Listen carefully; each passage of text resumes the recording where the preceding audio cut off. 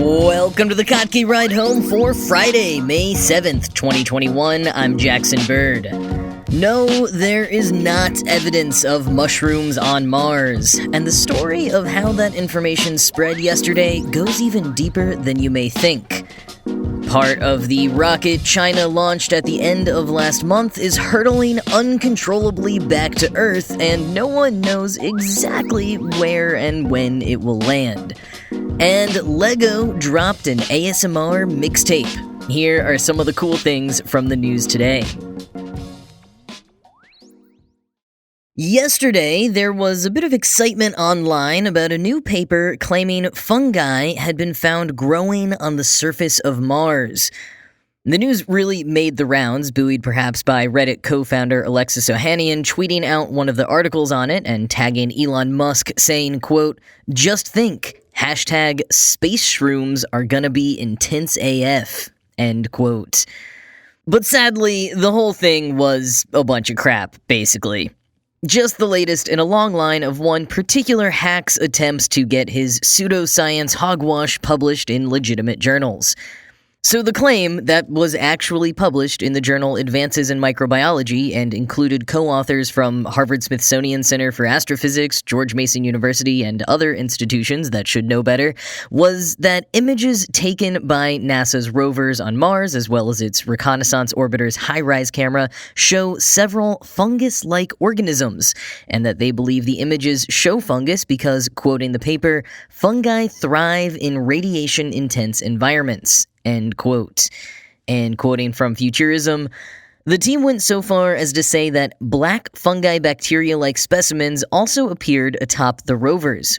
They didn't stop there. The team also examined photos taken by NASA's HiRISE and found evidence for amorphous specimens within a crevice that changed shape and location, then disappeared.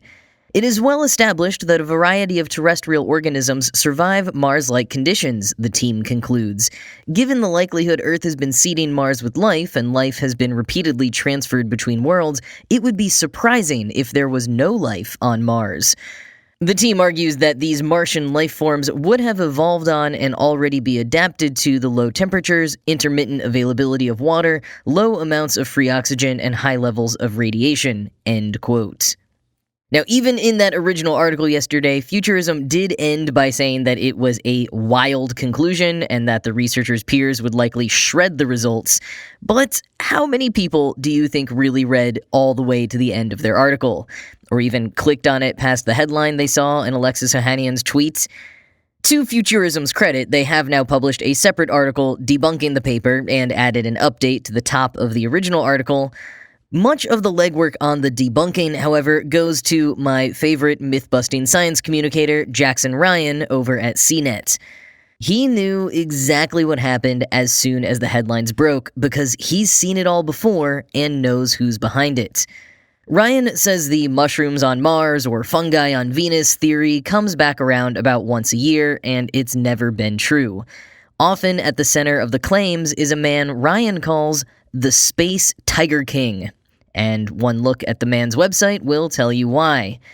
Ron Gabriel Joseph, spelled R-H-A-W-N, has a site called brainmind.com that looks like it hasn't been updated since 1999. It features bizarrely photoshopped images of himself that you can tell he thinks are really artistically impressive and flattering, as well as quotes from himself saying things like, quote, "Can a lizard comprehend a man? Can a man comprehend a god? Who dares speak for God? Perhaps even the gods who have gods," end quote. That quote appears alongside a laundry list of academic publications dating back to the 70s and a personal biography that grossly includes an entire paragraph about his sexual awakening as a peeping Tom and bragging about how many women he's totally slept with. It's really the worst. In an article Ryan wrote about Joseph last summer, he describes him as, quote, "an enigma wrapped in a riddle, wrapped in a shirt unbuttoned to his stomach," end quote. And in yesterday's article, Ryan explained, quote, according to his webpage, Joseph is a lapsed neuroscientist who made major contributions to the field of neuroplasticity in the 1970s. Joseph has, for over a decade, published claims about life on other planets on his website and in pseudo-scientific journals he oversees. His assertions sometimes make it to the big leagues and spill over into the press, but for the most part, they haven't landed in legitimate scientific journals or been scrutinized by other experts in space science. End quote. But in 2019, Joseph did actually manage to get a paper through peer review and published in the journal Astrophysics and Space Science. That is when Ryan first published a piece on CNET throwing water on Joseph's claims, and the journal retracted Joseph's article. Fast forward to yesterday when Joseph's latest attempt about the fungi on Mars was published in the journal Advances in Microbiology. Ryan describes it as, quote, a relatively obscure journal published by Scientific Research Publishing, which is headquartered in China and has previously been caught out for republishing scientific articles, according to Nature. It's been accused of being a predatory publisher, charging scientists fees to be published in its journals without checking the quality of the submitted papers, end quote. Advances in Microbiology has not yet responded to requests for comment from Ryan, and at least one person publicly listed as being on the editorial board of the publisher, Scientific Research Publishing, told Ryan that he hasn't been on the board for at least 5 to 6 years. Zoe Yang, the managing editor of the journal, told the South China Morning Post that Joseph's article did actually go through double-blind peer review. She said, quote, after peer review, it was accepted with revisions as we received 4 review results from different reviewers. They all suggest that we accept it after some revisions, end quote. But even Wei Jinli from the Institute of Microbiology under the Chinese Academy of Sciences in Beijing, who is listed as one of the paper's authors, said the paper was, quote, conjecture instead of results based on tangible examination of samples, end quote. All right, so basically we've got a lead author and a journal, both with poor track records, but the science in the paper doesn't hold up either, not in its method or in its facts. Quoting Ryan, the new paper, dubbed Fungi on Mars, Evidence of Growth and Behavior from Sequential Images, rehashes some of the old arguments for life on Mars, using inaccurate methodology to draw its conclusions. For the most part, Joseph and his co-authors use images obtained by NASA rovers and draw red lines and arrows to point out features they believe correspond to fungal growth. One experiment performed by the authors is to analyze the size and movement of spherical specimens in the paper. It routinely references previous work by Joseph as evidence for its conclusions. The team suggests it would be surprising if there were no life on Mars, but this is not true. We have mountains of data showing the conditions of Mars are not conducive to life as we know it. Could fungi get around these conditions? Perhaps, but the evidence for that is thin. End quote.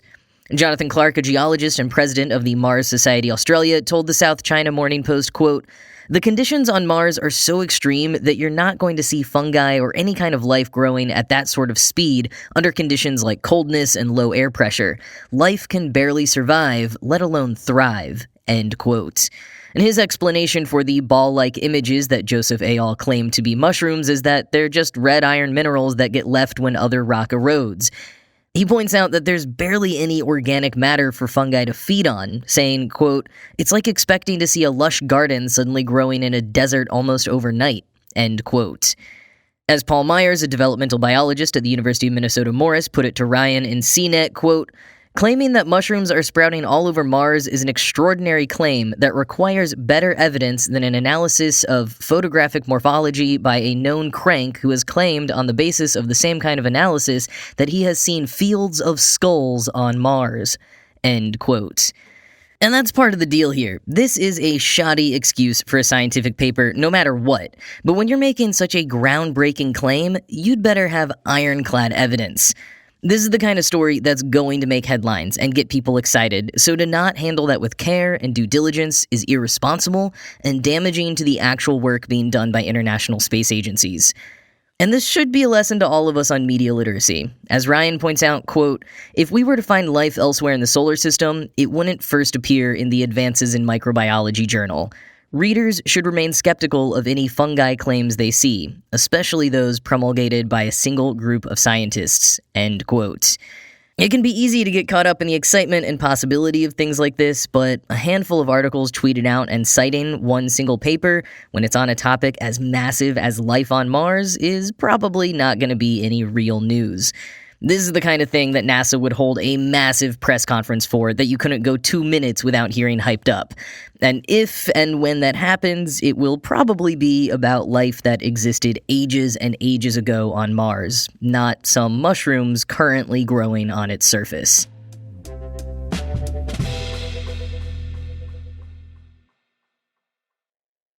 So on Tuesday, I mentioned that China had launched the first module of their space station at the end of April, and now you may have heard that there's a bit of an issue with the re-entry of part of the rocket used to launch the module. So the Tianhe module successfully separated from the core stage of the Long March 5B rocket and entered its initial orbit, but the core stage also entered orbit, and now we're waiting for an uncontrolled re-entry at some unknown place and time. Okay, so we do have a slight idea of place and time, and scientists as well as government officials aren't that worried. Andrew Jones of Space News reports that the Aerospace Corporation has estimated re-entry of the 30-meter-long rocket core around 9 p.m. Eastern on May 9th, but notes that this is plus-minus 41 hours. Quoting Forbes, "The booster will be among the 10 largest objects to ever re-enter the Earth's atmosphere on an uncontrolled trajectory. There have been no recorded deaths resulting from previous re-entries. There is a roughly 70% chance debris will fall mainly into the ocean," the Washington Post reports, while the odds of it affecting a populated area are minuscule. Nonetheless, some experts have sounded the alarm, including Harvard University astrophysicist Jonathan McDowell, who warned, quote, "It's potentially not good. Last time they launched a Long March 5B rocket, they ended up with big long rods of metal flying through the sky and damaging several buildings in the Ivory Coast," McDowell told The Guardian. "Most of it burned up, but there were these enormous pieces of metal that hit the ground. We were very lucky no one was hurt," end quote. For how exactly we got here, Space News explains, quote, "Designed specifically to launch space station modules into low Earth orbit, the Long March 5B uniquely uses a core stage and 4 side boosters to place its payload directly into low Earth orbit. However, this core stage is now also in orbit and is likely to make an uncontrolled re-entry over the next days or week as growing interaction with the atmosphere drags it to Earth.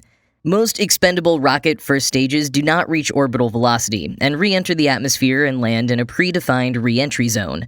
Some other larger second stages perform de-orbit burns to lower altitude to reduce time in orbit and lower chances of collisions with other spacecraft or to immediately re-enter the atmosphere.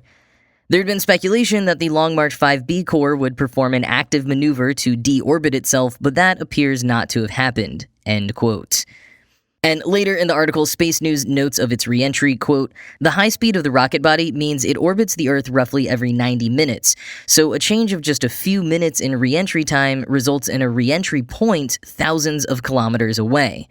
The Long March 5B core stage's orbital inclination of 41.5 degrees means the rocket body passes a little farther north than New York, Madrid, and Beijing, and as far south as southern Chile and Wellington, New Zealand, and could make its re-entry point at any point within this area. The most likely event will see any debris surviving the intense heat of re-entry falling into the oceans or uninhabited areas, but the risk remains of damage to people or property," end quote. Also, animals, I might add. And while some like U.S. Secretary of Defense Lloyd Austin have made not-so-veiled comments that those operating in the space domain should operate safely and thoughtfully, the AV Club points out, quote, "Before you get all haughty, we apparently do the same damn thing all the time. Only a few weeks ago, one of Elon Musk's Falcon 9 rockets made an uncontrolled re-entry that gifted a quaint farm in Washington state a giant heavy pressure tank. And as noted by Motherboard, the United States holds the record for the largest uncontrolled re-entry ever, which occurred in 1979 when the 79-ton Skylab station scattered debris across the Indian Ocean and Western Australia. So yeah, if there's one thing that seemingly unites all of humanity, it's our eternal yearning to reach beyond the stars, that and flinging gigantic rocket carcasses back towards our once pristine planet." End quote.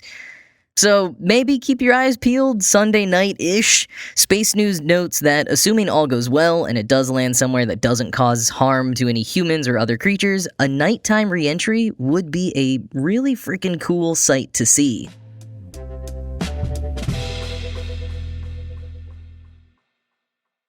So here's something that I missed when it debuted earlier this year, but it's still pretty great. LEGO released a nearly 4-hour ambient playlist of LEGO sounds called White Noise.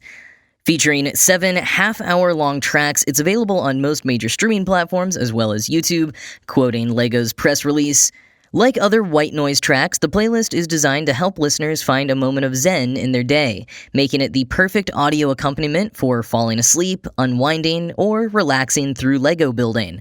The LEGO White Noise playlist has been released to accompany the immersive LEGO Botanical Collection building experience, following research that found that almost 3/4, or 73% of adults, are on the hunt for new ways to de-stress. End quote.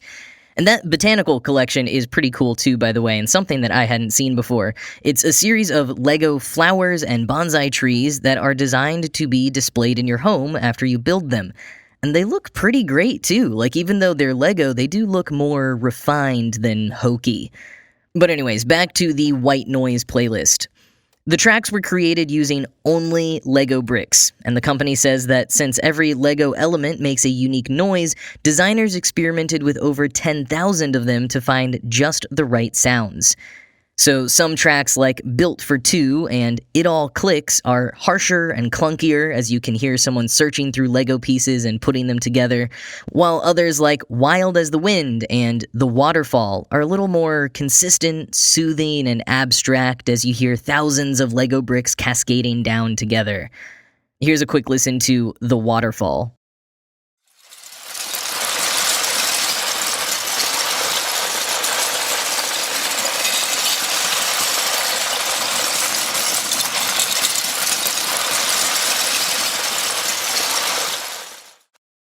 I also especially like the final track on the playlist, The Night Builder, because despite still just being made from the sounds of Lego bricks, it sounds a bit like a crackling campfire.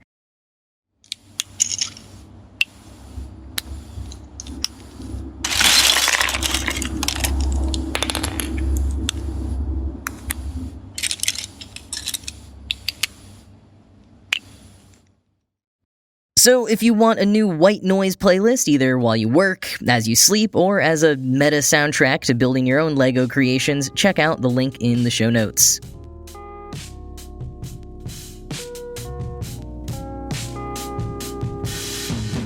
Well, that is it for this week. As always, this show was produced by Ride Home Media and Kotke.org. I am Jackson Bird, and I will talk to you again on Monday.